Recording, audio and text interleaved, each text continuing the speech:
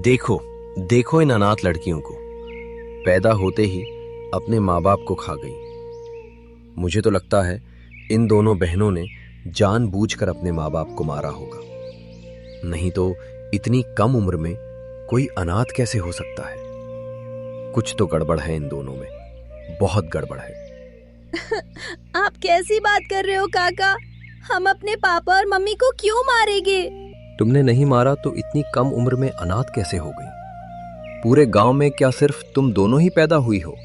और भी तो बच्चे हैं, सबके माँ बाप जिंदा हैं। मुझे तो लगता है ये दोनों बहनें कुछ छुपा रही हैं। ये दोनों बहनें चालाक हैं, बहुत चालाक। ऐसे लोगों को ना गांव में रहने का कोई हक नहीं होता।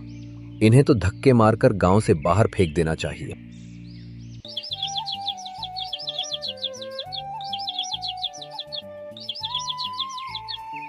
ये कहानी है एक छोटे से गांव की, जहां सुबह की पहली किरण तो उम्मीद लेकर आती है, लेकिन हर किसी की जिंदगी में रोशनी नहीं भर पाती। इसी गांव की एक सुनसान गली में दो अनाथ बहनें रहती हैं, राधा और गुड़िया। न सर पर माँ बाप का साया, ना कोई अपना, बस दर्द, ताने और भूख उनका साथी है। ना तो इस टूटे हुए घर में खाने को कुछ था और ना ही कोई था जो उनकी मदद के लिए हाथ बढ़ाता।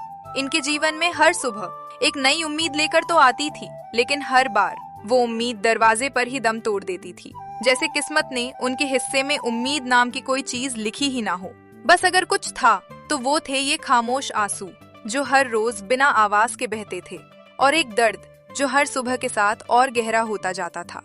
जहाँ एक तरफ लोग अपने दिन की शुरुआत सपनों से करते हैं, वहीं ये दोनों बहनें अपना दिन शुरू करती हैं लोगों के तानों और नफरत के साथ। हे भगवान, ये क्या देख लिया मैंने सुबह सुबह। दिन की शुरुआत ही मनहूसियत से हो गई। पता नहीं किस जन्म का पाप किया था मैंने, जो रोज रोज इन दो अनाथों का चेहरा सबसे पहले दिख जाता है। सुनो तुम दोनों, अगर जरा भी समझ बाकी है ना, तो सुबह सुबह घर से बाहर निकलना बंद कर दो। हम गरीब हैं, मेहनत से कमाते हैं, तुम्हारी तरह मुफ्त में नहीं जीते। हमारा भी पेट है, हमारा भी घर चलता है इस धंधे से। लेकिन तुम दोनों को देखकर लगता है आज फिर पूरा दिन सूना ही जाएगा। सही कह रहा है ये। जहां ये दोनों खड़ी हो जाती है ना, वहां खुशियां तो दूर, काम भी पास नहीं आता। मैं रोज मेहनत करने जाता हूं, पसीना बहाता हूं, खून जलाता हूं, लेकिन जब सुबह इनका चेहरा दिख जाए तो ऐसा लगता है जैसे किस्मत ही मुंह मोड़ लेती है। अरे बस भी करो तुम लोग, इनसे बात करके क्या मिलेगा? सुनो तुम दोनों, अगर जरा भी इंसानियत बची है ना तुम में, तो हमारे सामने मत आया करो। सुबह का समय भगवान का होता है और तुम लोग क्या हो, बस एक अशुभ साया, एक बोझ। चलो यहाँ से, इनसे दूर रहना ही अच्छा है, वरना आज का दिन तो गया ही समझो।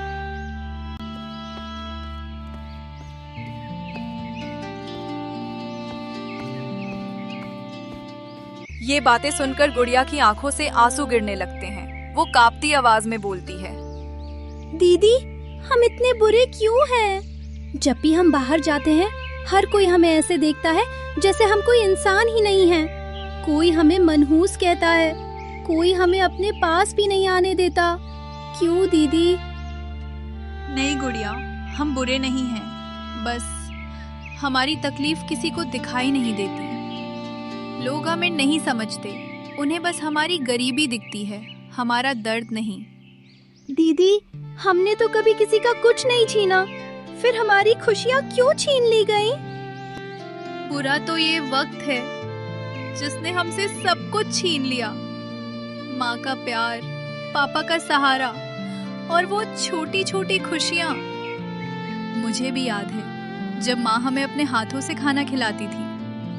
पापा हंसते हुए कहते थे, मेरी बेटियां कभी रोएंगी नहीं। लेकिन आज देखो, हम हर रोज रोते हैं। हर सुबह एक नई उम्मीद लेकर आती है, लेकिन हर शाम हमें और ज्यादा तोड़कर चली जाती है। गुड़िया और राधा की आवाज में इतना दर्द था कि अगर कोई दिल से सुन ले तो उसकी आंखें भी भर आएं। लेकिन इस बेरहम दुनिया में उनकी आवाज सुनने वाला कोई नहीं था।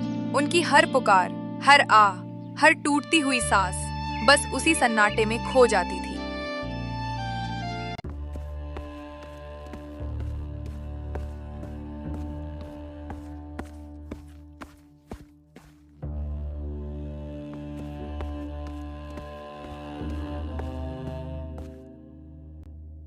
ये सब क्या हो रहा है हमारे राज्य में? क्यों हर दिन कोई ना कोई नई मुसीबत सामने आ जाती है?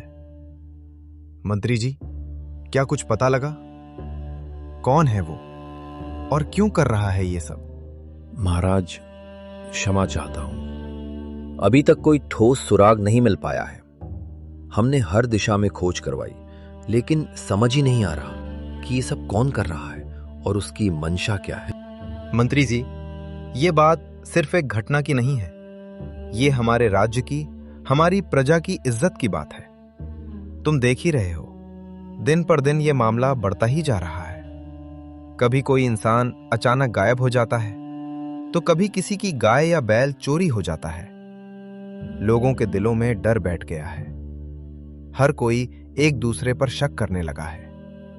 अगर यही चलता रहा ना मंत्री जी, तो वो दिन दूर नहीं जब ये गांव, ये बस्तियां सब वीरान हो जाएंगी। लोग डर के मारे इस राज्य को छोड़कर चले जाएंगे। महाराज, अगर आप आदेश दें तो मैं एक ऐसे बाबा को बुला सकता हूं जो अपनी अद्भुत शक्ति से, अपने मन की शक्ति से ये पता लगा सकते हैं कि आखिर कौन है जो हमारे ही राज्य में रहकर हमारी प्रजा को परेशान कर रहा है। मंत्री जी, तो फिर तुम खड़े खड़े मेरा मुंह क्या देख रहे हो? जाओ, तुरंत जाओ, उसे खोज कर लाओ, चाहे वो कहीं भी हो। उससे कहना कि महाराज ने आपको दरबार में आने को कहा है। कहना कि महाराज को आपकी बहुत जरूरत है। राज्य एक बड़ी परेशानी में है और अब इस संकट को दूर करने के लिए सिर्फ आप ही सहारा है। जैसा आदेश महाराज, मैं अभी जाता हूं। इतना कहने के बाद मंत्री वहां से चला जाता है। कुछ ही देर बाद मंत्री जी एक साधु को लेकर दरबार में लौटे। महाराज, आपने मुझे बुलाया है? हाँ साधु महाराज, आप तो जानते ही होंगे हमारे राज्य में क्या हो रहा है। लोग एक एक करके गायब हो रहे हैं। प्रजा डर के साए में जी रही है। मैं चाहता हूं कि आप अपनी दिव्य शक्ति से ये पता लगाएं कि ये सब कौन कर रहा है और क्यों कर रहा है, क्योंकि अब पूरे राज्य की उम्मीद सिर्फ आप पर टिकी है। ये सुनकर साधु गहरी ध्यान अवस्था में चला जाता है। अनर्थ, बहुत बड़ा अनर्थ होने वाला है महाराज। ये आप क्या कह रहे हैं साधु महाराज? अनर्थ? कैसा अनर्थ? मुझे साफ साफ बताइए, आखिर क्या होने वाला है? हमारे राज्य पर कौन सा संकट आने वाला है? महाराज, कोई दुष्ट काली शक्तियों को हासिल करने की कोशिश कर रहा है और अपनी शक्ति बढ़ाने के लिए निर्दोष लोगों की बलि दे रहा है। उसका मकसद सिर्फ शक्ति पाना नहीं है, वो इस राज्य की गद्दी छीनकर खुद राजा बनना चाहता है। यह सुनकर मेरा खून खौल उठा है साधु महाराज। राज की गद्दी के लिए कोई इंसान इतना गिर सकता है? निर्दोष लोगों की बलि दे रहा है, मासूमों की जान ले रहा है। वो इंसान नहीं, राक्षस है, राक्षस। मुझे सिर्फ इतना बताओ, कौन है वो और कहां मिलेगा वो जो ये सब कर रहा है? उसे मैं खुद सजा दूंगा। महाराज, क्षमा करें, मैं उसका नाम नहीं बता सकता। आपको स्वयं खोजना होगा। लेकिन इतना अवश्य जान लीजिए, वो यही है, इसी राज्य के घने जंगलों में छाया बनकर छुपा हुआ और अपने अगले शिकार का इंतजार कर रहा है। मंत्री जी, तुरंत जाओ, सभी सैनिकों को साथ लेकर उस दुष्ट को ढूंढ निकालो और मिलते ही उसे जंजीरों में जकड़कर मेरे सामने पेश करो। जैसी आज्ञा महाराज। राजा का आदेश मिलते ही मंत्री सैनिकों के साथ घने जंगलों की ओर निकल पड़ता है।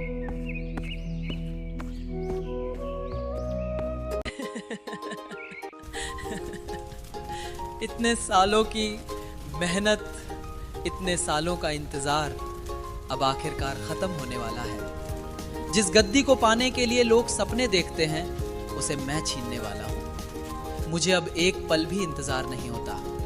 बस अब मुझे बता दो, इस बार किन लोगों की बलि देनी होगी? किसकी जान लेकर मैं अपनी ताकत पूरी करूं? किसकी चीखों पर मेरी गद्दी की नींव रखी जाएगी? रघुवीर, तुम्हारी इच्छा पूरी होने का समय अब बहुत करीब है।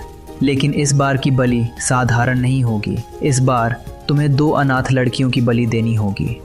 अनाथ लड़कियां? मालिक, आपकी किस्मत तो आप जैसी। ऐसी 2 अनाथ लड़कियां हमारे ही गांव में हैं। बेचारी पूरी दुनिया में अकेली, और सबसे बड़ी बात, पूरा गांव उनसे परेशान रहता है। लोग उन्हें मनहूस समझते हैं, कोई उनका साथ नहीं देता। तो क्यों ना हम इसी बात का फायदा उठाएं? कोई उनके लिए खड़ा भी नहीं होगा और काम भी आसानी से हो जाएगा महाराज। तुरंत जाओ, उन दोनों अनाथ लड़कियों को ढूंढकर यहाँ लेकर आओ। जैसा हुक्म मालिक। सब्जी ले लो, ताजी सब्जी ले लो। ताजी सब्जी ले लो, बिल्कुल ताजी सब्जी है, अभी अभी खेत से आई है। राधा मंडी में बैठी सब्जी बेच रही होती है। अभी भी जीने की एक छोटी सी उम्मीद बाकी थी। तभी वहाँ एक आदमी गुस्से में बड़बड़ाता हुआ उनकी तरफ आता है, जिसका नाम हरिया था। अरे तुम लोगों को शर्म नाम की कोई चीज है भी या नहीं? खुद के माँ बाप को खा गई और अब इस गांव वालों को भी खाओगी क्या? तुम्हारी शक्ल भी अगर सुबह देख ली ना तो पूरा दिन खराब हो जाता है, और जो भी तुमसे सब्जी लेगा उसका तो पूरा दिन ही बर्बाद हो जाएगा। चुपचाप यहाँ से अपना सामान समेटो और भाग जाओ यहाँ से, नहीं तो मैं ये सारी सब्जी यहीं फेंक दूंगा। भैया, अगर हम काम नहीं करेंगे तो खाएंगे क्या? आप तो सब जानते हो ना, हमारे घर में अब कोई नहीं है, ना माँ की छाया रही ना बाप का सहारा। हम दोनों ही एक दूसरे की आखिरी उम्मीद हैं। अगर ये सहारा भी टूट गया ना तो हम अंदर से ही मर जाएंगे। हम किसी का बुरा नहीं चाहते भैया, ना कभी चाहा है। बस 2 वक्त की रोटी के लिए ये छोटी सी मेहनत कर रहे हैं। हमसे हमारी ये आखिरी उम्मीद भी छीन लोगे तो बताओ, हम जिएंगे कैसे और किसके सहारे जिएंगे? तुम दोनों बहनों की वजह से ये गांव बर्बाद हो रहा है। एक एक करके लोग गायब होते जा रहे हैं, और ये सब तुम्हारी वजह से हो रहा है। मैंने तो पहले ही कहा था, मुखिया से भी कहा था कि इन दोनों को गांव से बाहर निकाल दो, लेकिन किसी ने मेरी बात नहीं मानी। अब देख लो क्या हाल हो रहा है गांव का। कल ही 2 आदमी गायब हो गए, आज तक उनका कोई पता नहीं चला। मुझे तो लगता है इन मनहूसों की नजर लग गई है इस गांव को। अगर अभी भी इन्हें यहाँ से नहीं निकाला तो पूरा गांव एक एक करके खत्म हो जाएगा। राधा और कुड़िया हाथ जोड़कर गांव वालों से रहम की भीख मांगती रहीं, बार बार समझाती रहीं कि वो बेगुनाह हैं। लेकिन उस दिन किसी ने उनकी एक ना सुनी, ना उनके आंसू देखे, ना उनकी मजबूरी, और आखिरकार उन दोनों मासूम बहनों को अपने ही गांव से निकाल दिया गया।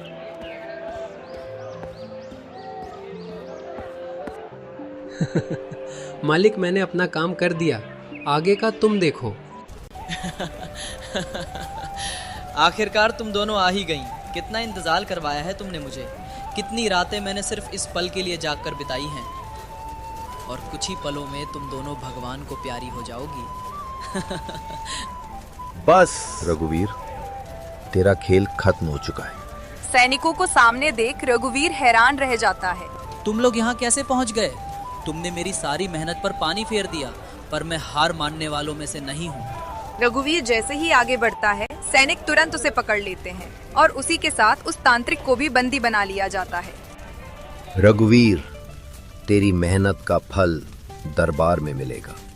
रघुवीर, जिस राज्य ने तुम्हें रहने के लिए छत दी, जिस मिट्टी ने तुम्हें पहचान दी, उसी राज्य के साथ तुमने धोखा किया है। जिन लोगों की रक्षा करना तुम्हारा कर्तव्य था, उन्हीं मासूमों की जान लेने चले थे तुम इंसान नहीं, एक राक्षस हो। तुम्हें तो भगवान भी माफ नहीं करेगा, तो मैं कौन होता हूं तुम्हें माफ करने वाला? सैनिकों, रघुवीर और इस तांत्रिक को तुरंत काल कोठरी में डाल दो, जहां ये अपने पापों की सजा भुगते। सैनिक रघुवीर और तांत्रिक को दरबार से बाहर ले जाते हैं। राधा, तुम्हारे माँ बाप कहाँ हैं? क्या वो तुम्हें लेने नहीं आए? महाराज, मैं अनाथ हूँ। इस दुनिया में मेरा कोई नहीं है। हर कोई मुझसे नफरत करता है। कोई नहीं चाहता कि मैं इस गांव में रहूं। राधा, अगर इस दुनिया में हमारी मदद करने वाला कोई है तो वो हम खुद होते हैं। अपने हक की लड़ाई खुद लड़नी पड़ती है, क्योंकि इस दुनिया में किसी को भी जिंदगी आसानी से नहीं मिलती। और आज से तुम मेरे महल में मेरी बेटी बनकर रहोगी।